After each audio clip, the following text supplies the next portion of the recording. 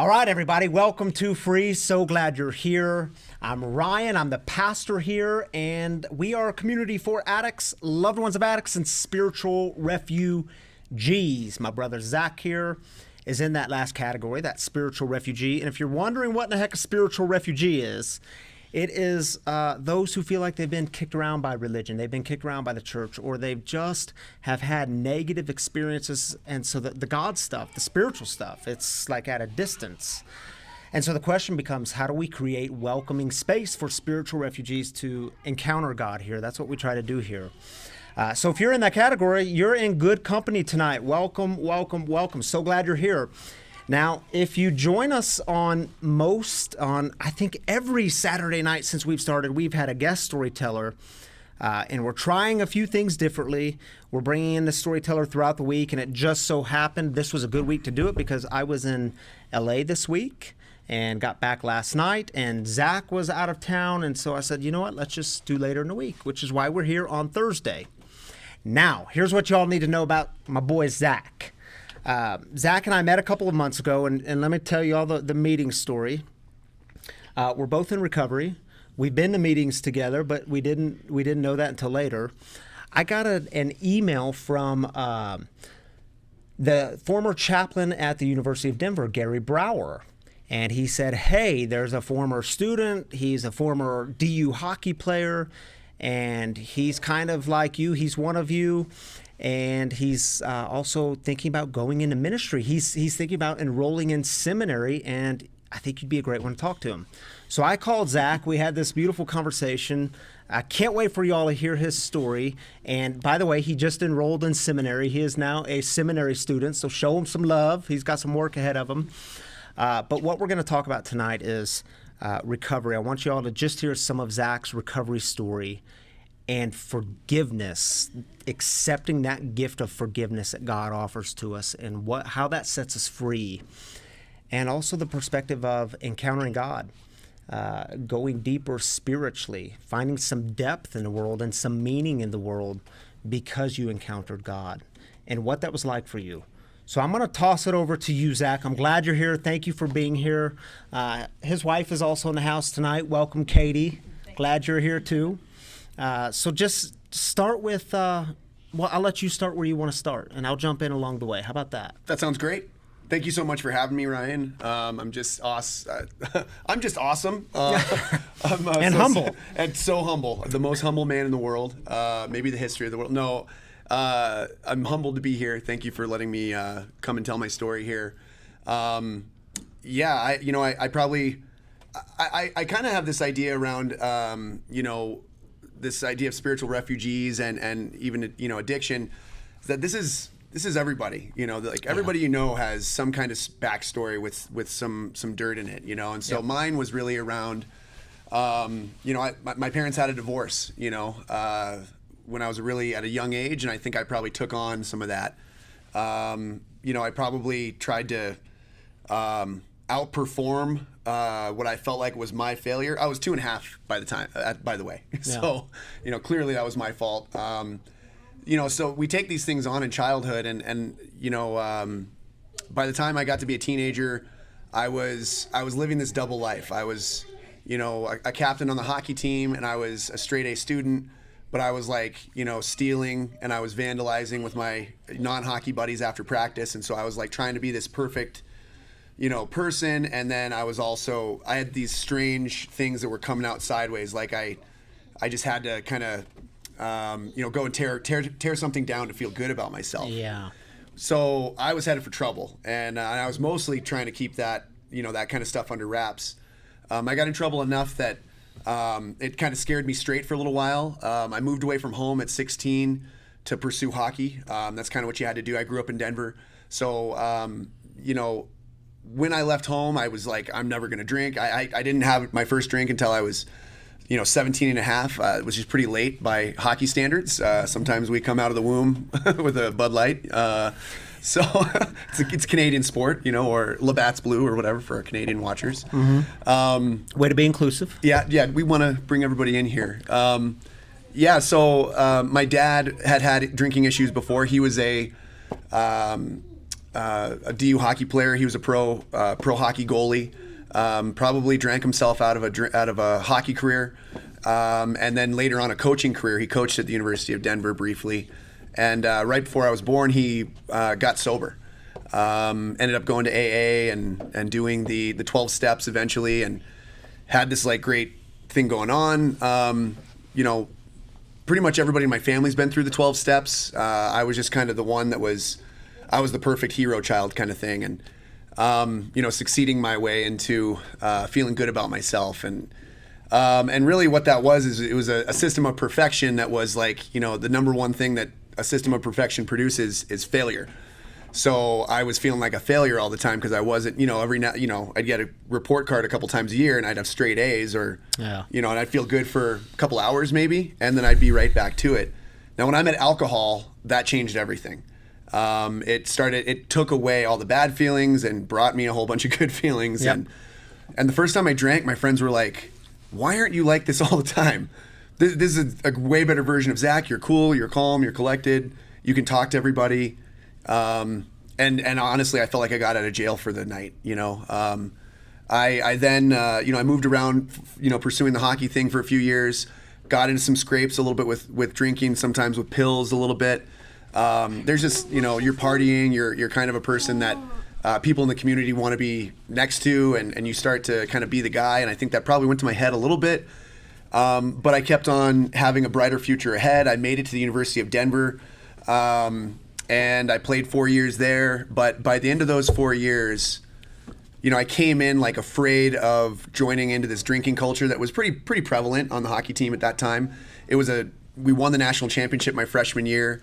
I drank for 8 days straight, not 8 days, but like 8 nights straight after we won that national championship.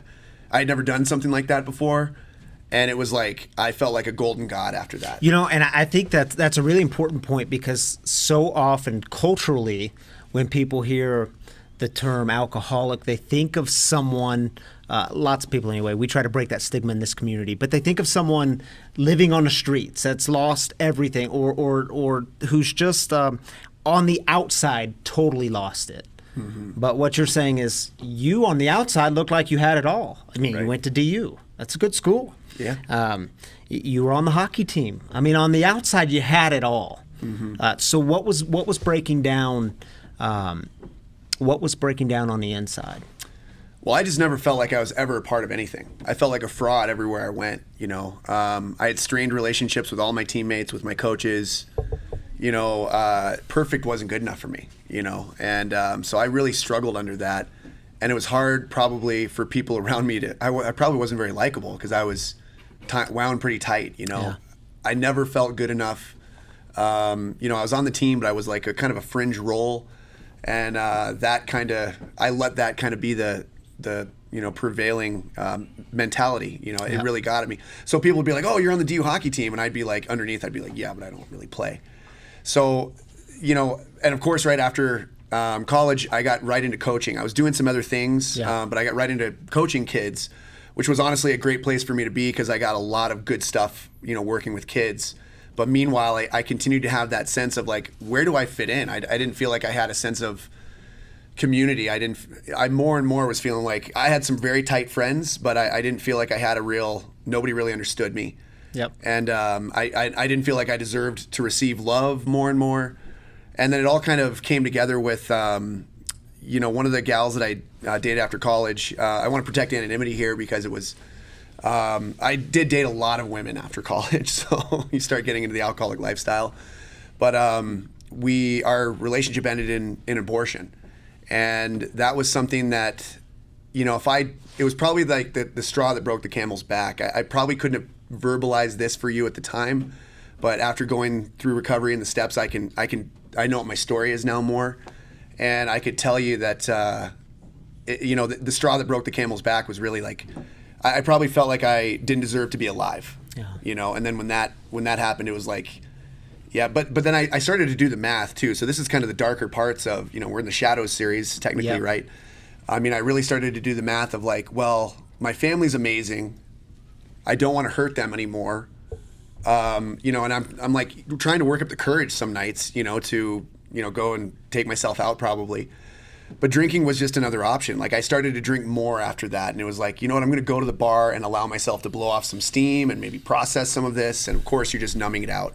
So you're not processing anything. You're not facing it. And what I found was I had so much pain on the inside at this point that I just wanted to run from it. You know, I just wanted to run and hide from the amount of pain that I was in. I thought, in terms of like my worldview, I just thought that life was pain and it was going to get more, and it was going to get worse.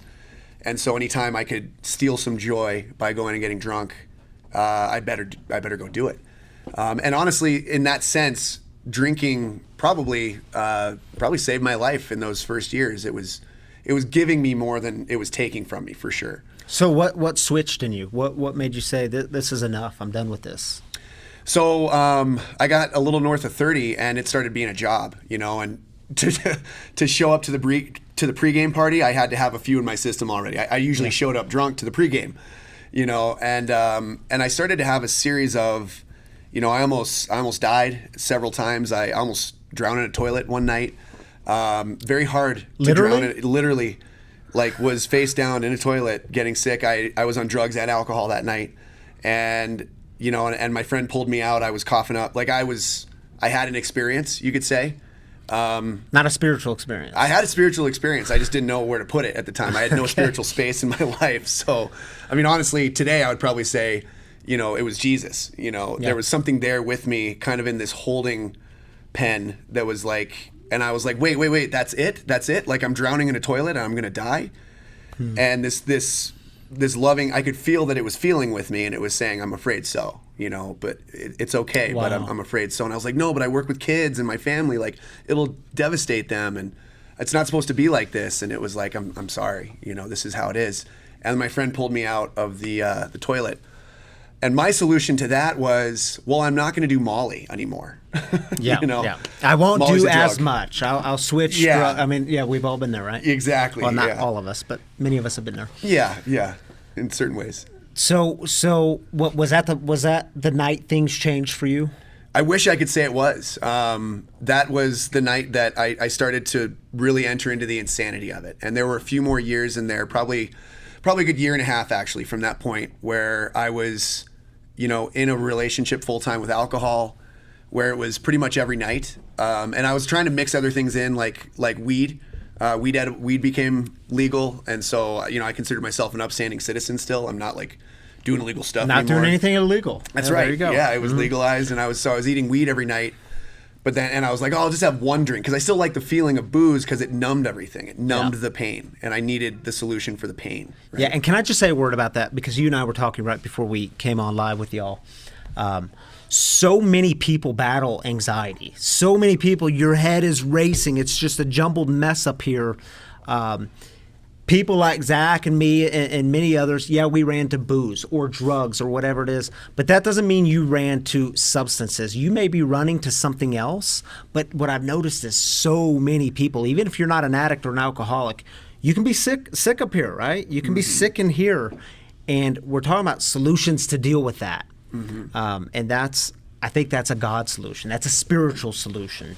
Well, at the very least, like, you know, we're extreme cases, you know, but anybody can learn from us. You know, you don't have to be the extreme case to start realizing that you're headed in the wrong direction and play it out in your head where it's going to go. So, you know, luckily I ended up, I had a conversation. I had a really bad drunk in Vegas with a close friend of mine, and we were on the way back from the airport. I was violently ill, and for some reason he said, well, you know, it sounds like you may need to like quit drinking for a little while, maybe, you know, redo your resume, you know, but, you know, maybe in 6 months or so we can try this again. Maybe we'll go back to Vegas. And for some reason I said, I don't think I can do this anymore. And it took me 6 more weeks before I was before I really understood that I needed to get into an AA meeting. You know, I didn't have health insurance at the time. So there was really one option left for me. When I tried to go completely, you know, cold turkey off, I had weed for a few weeks after my last drink. You know, when I tried to go completely sober for it, there was a very close person in my life. We were having an intervention, and I was like, I better show up sober to that. You know, so I couldn't do it for myself, but I could do it for this other person. So That was my first day sober. 6 days after that, I needed a meeting because I couldn't stand to be inside my own head without chemicals at that point. I'd done so much running. There were so many seeds of kind of hatred planted all those years of, being in the workout room, getting one more rep, and I'd go to, well, you're going to hate yourself into getting this next repetition. I planted a lot of those seeds that way, and they started to come to fruition there. And so I had voices in my head. It was the craziest. I had never experienced anything like that. I got into a meeting and I was like, okay, I'm going to grab the first willing guy, and it says God. I don't care for any of that stuff, but I know this works. My dad is close to it. Goes twice a day kind of guy. Like, he lives this thing. And I was like, I'm going to jump in with both feet and see what happens. It probably won't work because God's not real. Yeah. It seems like you guys are all happy, So talk to us about though. that. Talk to us about, you didn't grow up with a religious background or a large religious presence or a God background or any sort of spiritual background. What was it that, when did, the book talks about your mind being snapped shut, right? Mm-hmm. When was your mind and heart open for, maybe this God thing is real? Maybe there is something bigger out there. What was that like for you? Well, I was encouraged to pray, and I thought that was a big joke because I was like, my sponsor, my mentor was going, okay, so, do this prayer every morning on your knees, and we're going to work through this next part of the steps, and, just keep praying for the people that you hate, kind of thing. Yeah. And I was like, sure, see you there, because I was like, why would you say something to something that isn't listening? Like, there's nothing listening. Why would I'll just tell them that I did, and that would be that. But at the time, I was experimenting with honesty for the first time in my life. So I was like, yeah, I guess I haven't been praying, And so we started to kind of hammer down on that. So I started praying every day. I was going to meetings every day. So I started to pray in the meetings just because I was there. At the end of the meeting, they always pray. And something started to happen when I started to pray every day. And it became somewhat apparent to me, though I was mentally ill at the time, I should give you, that there was something listening. Yeah. And something listening in. It was really just a prayer around like, look, I'm surrendering myself. Like, here's my weapon is my brain. You take it and let me go and do whatever you want for me to do today. Let me go and do that. Let me be useful for you today. And I just did that every day, and it made me feel good. And, very similar to drinking, I tried it and it made me feel good. So I kept doing it. So this was another direction. It was kind of like, it seemed to be solving a similar type of problem, though not always immediately. Sometimes, and I went through bouts of pretty intense, honestly, I had suicidal thoughts. I'd never experienced suicidal thoughts before. And all of a sudden my brain starts telling me one day while I'm working on some pretty intense stuff, going through the abortion actually as it was, I stalled out on doing my work, and I started just out of the clear blue one day. It was just like, you should kill yourself. And it didn't stop. I didn't realize I should talk to somebody about it. I finally told my mentor a few weeks later, mm-hmm. And he was like, how long has this been going on? And I told him, and he was like, come over right now, and we're going to keep writing together, and we're going to get you back. And that made it kind of go away. So what I found is like doing the spiritual work of prayer and, writing things out, looking into my shadows, looking into, look, where am I going wrong? What is it that I'm doing wrong that I could be not doing or doing better? And looking at those things and realizing that made this more peaceful for some reason. It was like addressing some underlying issues. So one of those underlying issues we talked about was the power and the practice of forgiving yourself, being able to let go of the past. We talked about this last Saturday, if you were with us, the story from 2 Kings, Naaman and Elisha, and Elisha saying to Naaman, it's this beautiful story, y'all. If you haven't read it, 2 Kings 19, but Elisha saying to Naaman, go in peace. And he's worried about all this stuff. Yeah, but this is going to happen, then I'm going to have to do this. And Elisha said, no. You're good with God. Go in peace. Mm-hmm. So it's this idea of all that stuff that's happened, all those fears that you think are going to happen, just live in peace. Like, God's offering peace to us, and we want to create chaos. Mm-hmm. And peace is ours. It's a gift that we get to accept. Mm-hmm. So what was that like for you, that kind of those moments of peace? What's that look like for you today? A few comments we want to engage with. Okay. Oh, yeah. Yeah, y'all, and I should have said this at the beginning. If you have questions, if you have comments, put them in. I want Zach to address forgiveness, and then I'm going to throw it to you all. So if you have questions and comments, drop them in. We'll get to you in a second there, Elizabeth. Thanks for hollering at us. So Elizabeth, Ann, you can look at the screen now. Okay. Ann says, thank you for your transparency. You bet. Grateful to be transparent today. Honesty, Zach. So many people suffer in silence. Okay, You so assume some people have it all because of how they look on the outside. God performs miracles. yes. Yeah. Thank you all for your comments. Keep them coming. Yeah, thank you. And if you have questions, bring them in. I never thought I looked like I had it together. I was like, people can tell, right? Like, Yeah. well, so where were we, Ryan? The power of living in peace, the letting go of the past, forgiving yourself. Yeah. By the way, he's been sober for 4.5 years, so you've got some experience with this stuff. Yep. And What's I it live look it like? every day. I love doing this stuff today. And honestly, like, I experienced the peace of God. You know, I can call it that today. I can be open-minded enough. I was not going to do the God stuff. I, certainly was never going to be caught dead in church, learn about that Jesus guy, like, And but now I he's in seminary. How about now that? I'm in seminary. Yeah, that's the funny joke. Yeah, God's a jokester. So, I was doing my amends. I took a nice little break before I was making amends. This is the last, major action step for those of you who don't know the steps. And in the meantime, in me taking a break, I started to have more mental issues where my brain again was like just pissed off that I was stopped. And so I took on, so every time that I've had an issue where I'm not feeling right again, or my brain starts going crazy again, I was like, I'm just going to double down on AA. I'm just going to double down on the spiritual program. So I started meditating. I was already going to 2 meetings a day. I started going to a 3rd meeting every day. So it's a lot, right? I added another service position at one of my meetings. And meanwhile, there's this guy that, close friend of mine, he's doing well today, but he was relapsing hundreds of times in his first couple of years. And I think God gave me this gift of this guy relapsing because I would try to help him, and so he was always donating blood for money so that he could go drink. And what I would try to do is I would try and pick him up from the blood donation center way up in Arvada and then bring him to this meeting way far away so we could have some time to talk on the way there and back. And so I'm on my way up to pick this guy up. And I've already done 2 meetings. It's like late morning in DTC, and there's all this traffic, and I can't hear the radio for the amount of noise in my head telling me that I'm just a big piece of shit. And I was doing all this extra stuff. I was a little bit more than a year sober, doing my amends, all of this, service activity, and I just snapped.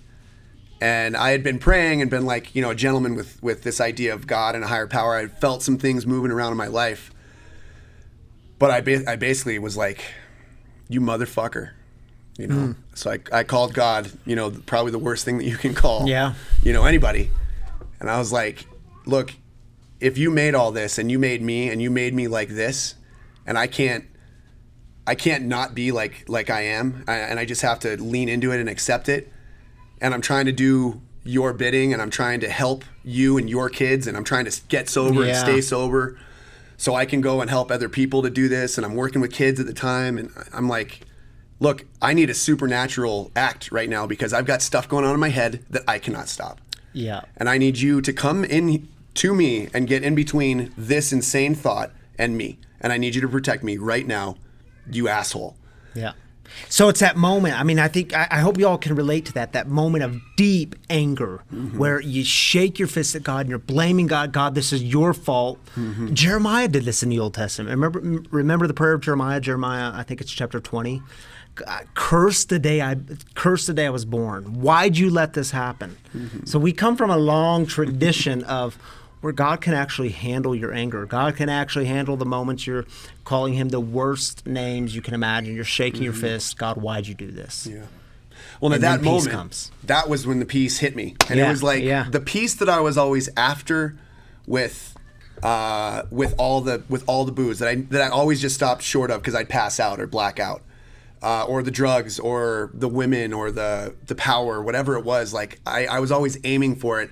And all of a sudden I had this peace that surpassed all understanding, like you've heard talked about, and it just walloped me. Yeah. And it was at this very moment that I was calling, so it's like this idea of, God is love, but it's like, it's this love that's like, it's never going to run you over. It's going to be, reverential and respectful and so humble, and like, I'm right here. Anytime you need me, you just let me know. And meanwhile, I was like, I don't deserve you. I don't deserve you. Yeah. And at this moment, it was like, it's not about deserve anymore. I need you. Yep. And since that moment, anytime I've needed it, like if I want it enough, I can get back to that amazing dose of peace that I really, really need. And that to me is the greatest experience I've ever had, is the total peace of God and the experience of unity with all things. Oh man, that's powerful. That is power. So God's love is persuasive. It's never just going to come in and rip the drink from you, rip the booze or the women or the whatever it is in your life, but it's going to keep calling. It's going to keep being persuasive in our lives if we let it, if we open ourselves to it. That's what it sounds like happened with you. Desiree has a question if you want to engage. Desiree has a question. Where, is it on the Desiree. screen? Desiree says, so what's made you get to that point of accepting God? Well, so How long do you have? Well, for me, it's, accepting God is really about, it's always being offered. The love is always there. Yeah. The truth is always there. Am I willing to open my mind and open my heart to it? Which is a daily process for me, and a lot of this stuff and forgiveness, I just came baked with shame. It's all the way through me. And that's driving me into unconscious, insane activity. So for me, it's really like, how can I experience God? How can I, it's really about me accepting it. God's always offering it is the idea, I think, there. Yep. And Danny, do we have other questions? No, not really. A couple comments from your wife and Kavita. Yeah, Nice. Kavita says, my wife says, I often say God has an interesting sense of humor, but what I have learned is God is always up to healing and wholeness in the world is in and through us. We just have to pay attention. We just have to open our palms. 100% Kavita says, totally understand that frustration of struggling with God, and it didn't always simply pass. It took time for God to break down those walls. Yes. Thank you all for that. So I want you all to hear what Zach's up to now. So the lifestyle that recovery has brought you, now you're, we talked a couple of months ago, Zach was wrestling with, do I enroll in seminary and what's that look like and what degree program? And then he calls me the next week, he's like, I'm in. So tell people what you're up to.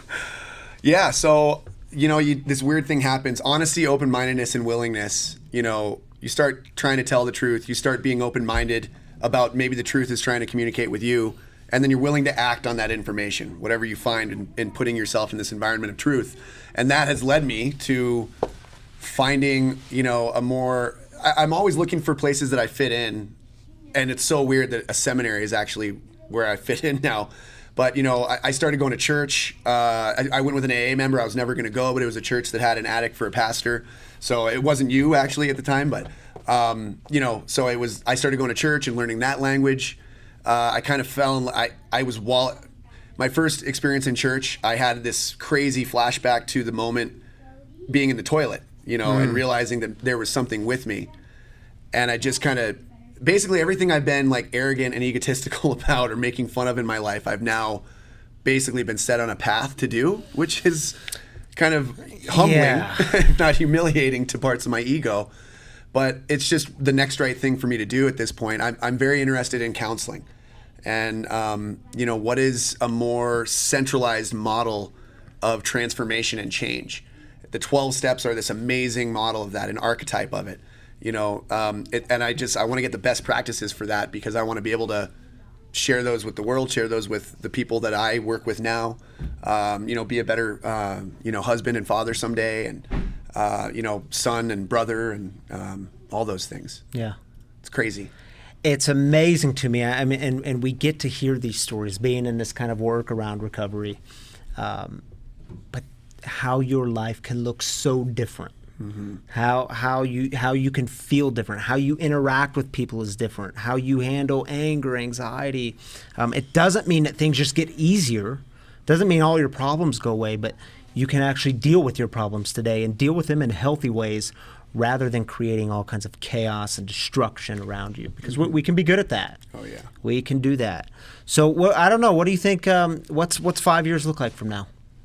Boy, 5 years. I would love to have like a big thriving family with my wife Katie, and probably, I just started a podcast. Say more about that. So we just started a podcast. My dear friend Alex Blom and I, a friend from the fellowship, we are, there's this amazing technology locked within the 12 steps. And because of the nature around, people not wanting to be associated with addiction, or I have a problem, that old tribal mentality of like, I don't want to be vulnerable. It's been kind of hidden away, these principles behind these steps, which are really this, like I said, this way of transforming. So yeah, we started this podcast called A Mile High and About to Die. First episode drops next Tuesday, the 8th of September. You got a Facebook page? We got a Facebook page. Mile High and About to Die. A Mile High and About to Die. So if you type that in, search that on Facebook, then go hit the like button. Yep. And it should be, you can also find me and add me on Facebook as a friend. And if you're watching this, we're definitely already friends. So there you go. You know everything about me. Now I want to hear everything about you. I think we had a good question from Kay to wrap things up, actually. Kay, where's Kay? Kay, what would you tell your younger self? That is a great question. Oh, man. That is a great question. I feel like I want to cry. Assuming somebody's exactly where Well, I'm here to talk to somebody tonight, and I don't know who that is, and maybe it's you, and maybe it's somebody that you care about, but, my younger self thought he was so smart, and thought he had to hide out and thought he could use his big brain to hide out from the world. But, like it or not, whatever created me put something wonderful in me, just like everybody else. And I'm going to suffer either way. You're going to suffer either way. So either you're going to suffer in hiding all this stuff, or you're going to suffer putting out forward and learning how to live with it and learning how to, be yourself. And so that's what I would say. But at the same time, like, as much wreckage as there has been, including the abortion, like, I have come to peace with all of that with the God of my understanding that, if God's everything, you can't kill it. And so as much as I might have tried and then tried to, kill myself many, many times over slowly with alcohol, I wish that I could relieve some of that suffering from my younger self, but it was necessary. It was the sacrifice necessary to get, the person into the AA room so that guy could die and the guy who's sitting here before you could emerge and be reborn. Yeah. Oh, I love it. Reborn, the power of rebirth. Mm-hmm. Zach, I'm so glad you were with us tonight. So glad you're part of this community. If you all have more questions, more comments, you can keep them coming. Zach will interact with you, I hope, throughout the evening. I think you will. Oh, yeah, I want to party with you guys. We are going to party tonight. So keep the comments coming. If you have questions for him, he will engage your questions. You touched on shame. We say here at Free, we don't do shame here. Check shame at the door because it is not welcome. God doesn't do shame. Because it never transforms people. Shame never works. If shame worked, well, we would all be transformed, but it doesn't work. It never, ever works. This community, we're about being the wagon together. Someone asked, what's the wagon? I don't know which one of y'all asked that. Someone asked, what's the wagon? Was it Tawny? Thank you for that, Tawny. We don't do shame because we pick one another up. When we're falling off, when things are getting difficult in life, we want to be there for one another and lift one another up and encourage one another. So I hope you all keep doing that. I know y'all do. And I'm so grateful that this community takes that so seriously. That this community knows the power of to keep the gift. What do we have to do? We have to give it away. And you all model that. You demonstrate it day in and day out. And I'm so grateful for that. Hey, I want to leave you with one more comment about this Saturday. We will not be in service this Saturday because we're going to be at the park. It's movie night at the park. Danny Colella will be running things. He's got the big blow-up screen. We're going to have pizzas and just a good time at the park. We're showing the movie The Sandlot, so bring the kids, bring your friends, bring your neighbors. It's going to be a good time. What's the name of the park, Danny? Highlands Heritage Park. Highlands Heritage Park. It's on our Facebook page. Go to the Free Facebook page. You can see it there. We've got the event. If you're going, click the going button on the event to let us know. We're trying to get an accurate count. Chairs, blankets. Yeah, bring your own chairs, bring blankets, whatever you want to comfortably watch a movie. It's supposed to be beautiful, like 94 degrees that day, and then 2 days later, we're supposed to get snow. Yeah. How about that? Welcome to Denver. Hello. Hey, brother, so glad you were with us tonight. If y'all want to engage more, keep the comments coming. Zach, Katie, welcome. Glad to connect with you tonight as well. Danny, as always, thank you for your great work. Johnny B's in the house tonight. Johnny B! All right, guys, we're out. Grace and peace to you.